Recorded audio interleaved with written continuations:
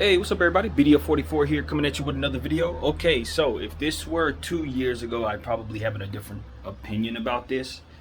But I hear that Carmelo Anthony is on the Lakers wish list, and I am on board. I am very much on board.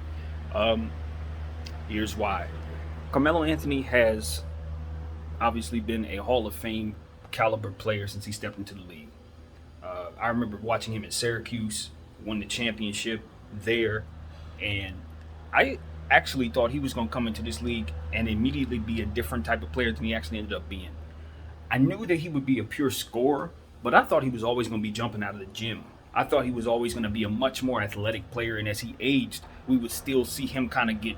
I thought he would be more of a lankier kind of player. I didn't think that he would put so much size on. I didn't realize at the time how naturally strong he was until maybe about 3-4 years into his tenure with the Denver Nuggets. I'm starting to realize, this dude is not only a guy who can score like the wind, but he bodies you up. When you listen to people like Carmelo Anthony, LeBron James, and people who've had to guard him, and they talk about how strong he is and how physical he is. They talk about how he just leans on you. One of the most difficult people Kobe ever had to guard, he said, was Carmelo Anthony, because of how just incredibly well he used his body, bumping you and forcing you out of your position as a defender, creating space and things of that nature. How well he was able to stop on a dime and get his jump shot off so quickly.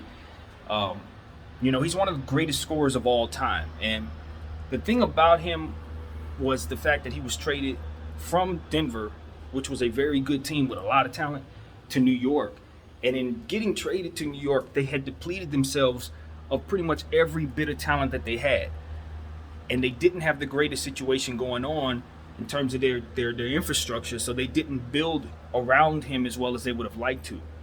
And as a result, most of his career, you see Carmelo Anthony in a role where he's taking a lot of jump shots. He's not really passing the rock.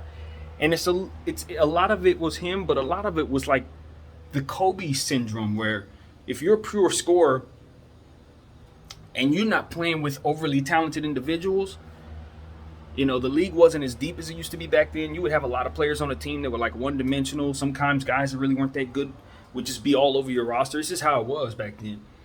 And because of it, Carmelo Anthony would be on a team where he didn't really feel comfortable passing the rock to a lot of guys. And the system that they ran didn't have a lot of ball movement in it to begin with. They were heavily reliant upon him, and as a result, he would be the guy catching the rock, shooting, catch and shoot, catch and shoot. You'd have a little J.R. Smith here and there, but they never really had a great point guard kind of come in there and help facilitate a real offense. An offensive coordinator that can put some ball movement and shooters and different ball handlers that could really make that team more dynamic than it was.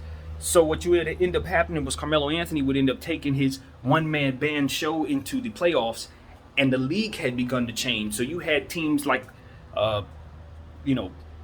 Boston and Orlando and various teams, Atlanta, that were very good, that had multiple scoring options all over the floor.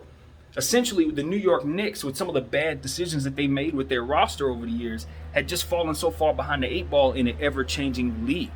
So Carmelo Anthony ended up looking the worst because of it, in my opinion.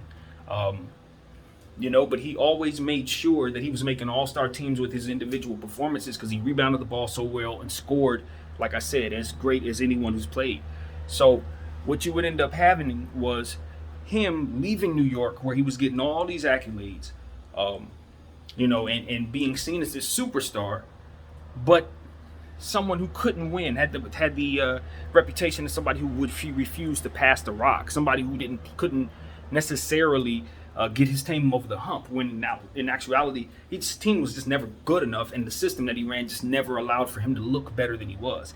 He ended up developing some bad habits that he didn't have in college, habits that he didn't have in Denver, and as a result, he just never became a winner, in the way that we would expect him to be.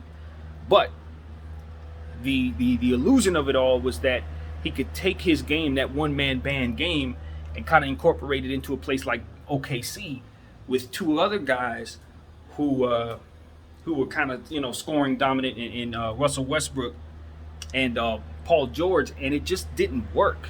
It just didn't work. They could not seem to get it to fit like it needed to. Carmelo Anthony was kind of in denial about the role that was best for him. He was kind of still in that New York mentality where he felt he should be a starter, not necessarily having the type of habits of a player who would understand, hey, playing off the bench is the best role, and I'm used to that. Had he grown up in a San Antonio system, had he grown up in a different type of environment where he was raised to understand that it's not something to be ashamed of coming off the bench, that you could still Manu Ginobili a situation and make an all-star team off the bench, or like Kobe did and make an all-star team off the bench. You can be proud of what happens with your career when you take on the responsibility of maybe making sacrifices in your role. You think about a guy like Dwight Howard with the Lakers last year, not playing at all in the Rockets series and still managing to be remembered as someone who had a great deal to do with our championship. And we want him back again for a third time, despite the first tenure going so poorly. I mean, that's the type of stuff, the sacrifices that you were hoping that Carmelo would be able to make or understand that was necessary to make leaving New York, and he just did not have that in his head at the time. Well, fast forward, he's gone through some situations where he had to leave the Thunder, you know what I'm saying, and had to go to Houston. Houston, he was able to show that he had a little something, but he wasn't at his best there either, and it looked like he was all the way out of the league, obviously. Well, after a year, I think maybe a year and some change, he was able to get an opportunity with the Portland Trail Blazers, and he's been balling ever since. He's found a way to kind of carve out a role in this league that works for him, which is maybe the third or fourth scorer on that team, third scorer probably, bench role, coming off the bench and just giving him a good 15 points a game. And he's been able to find his rhythm. His shooting percentages have been better. His conditioning is about as good as it's been in years. And now he's up for free agency and is a coveted player once again. Now, he's had many opportunities come to the Lakers. Back when he was in New York, obviously we were the other team in regards to he had a destination he wanted to go. It was either stay home or go somewhere else, and he was choosing between two contracts, and he decided to go with New York instead of coming here to play with the late great Kobe Bryant. And that was something, I'm sure he regretted. I am certain he regretted that decision because the New York Knicks didn't do much, and then that situation transpired as I described it. So he had another opportunity as well, but it just didn't quite manifest.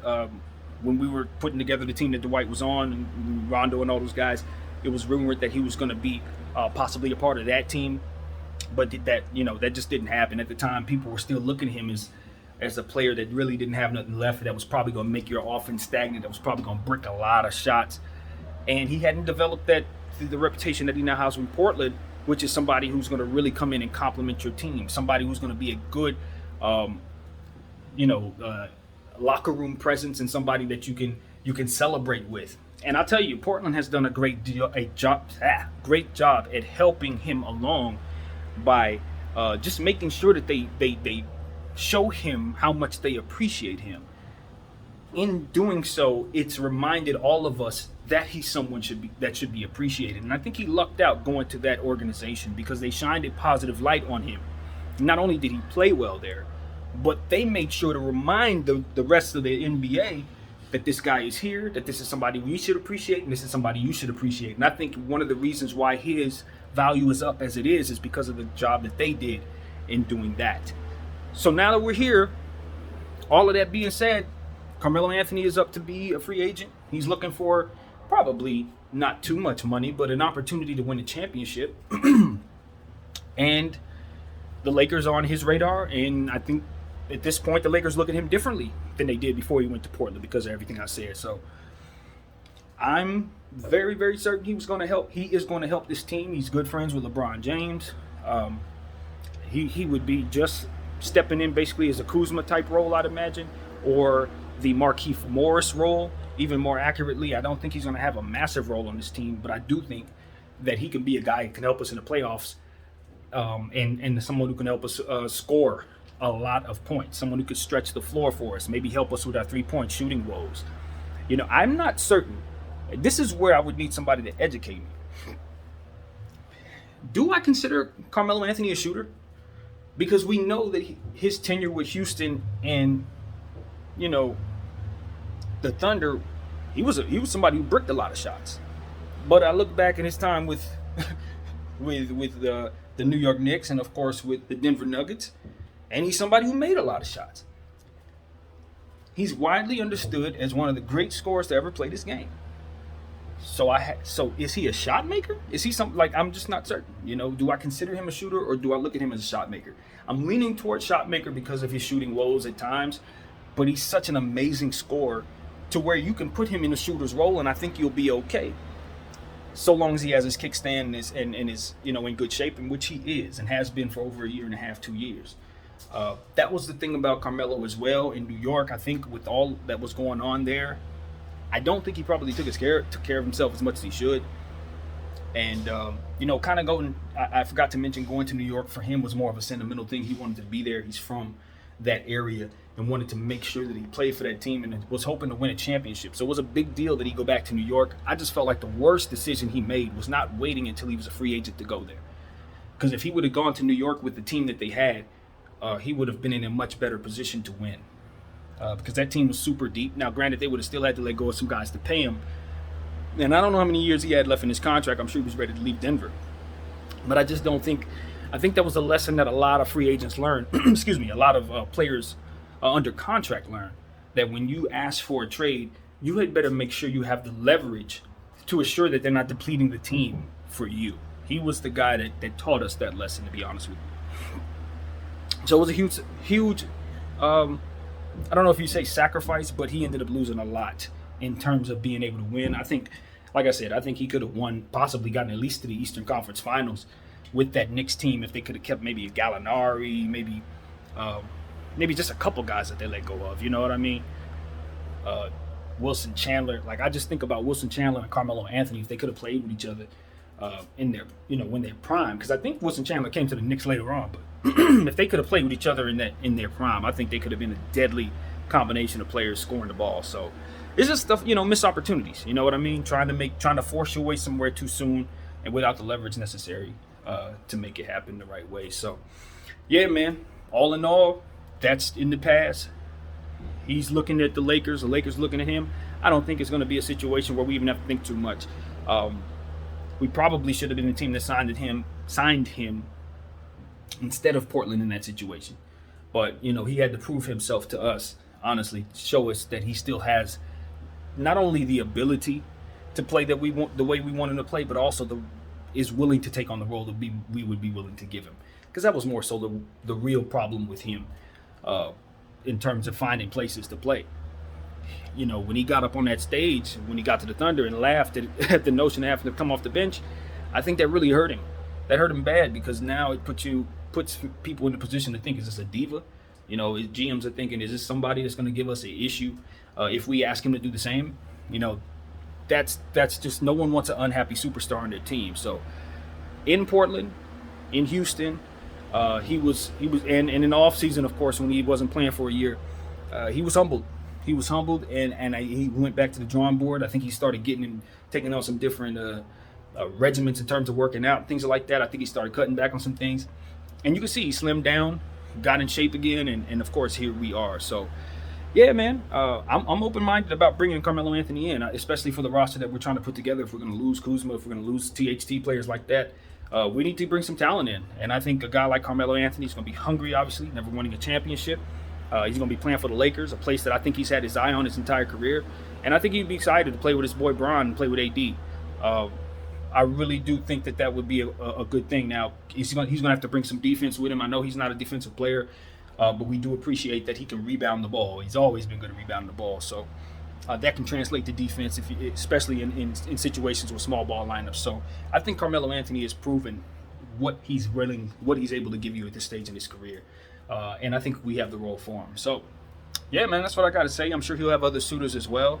He's done a good job in Portland, and I'm sure people in Portland would like to have him back too. So there are places, but Portland looks like it's going to be going through possibly a full rebuild. So he's not going to be a part of anything like that.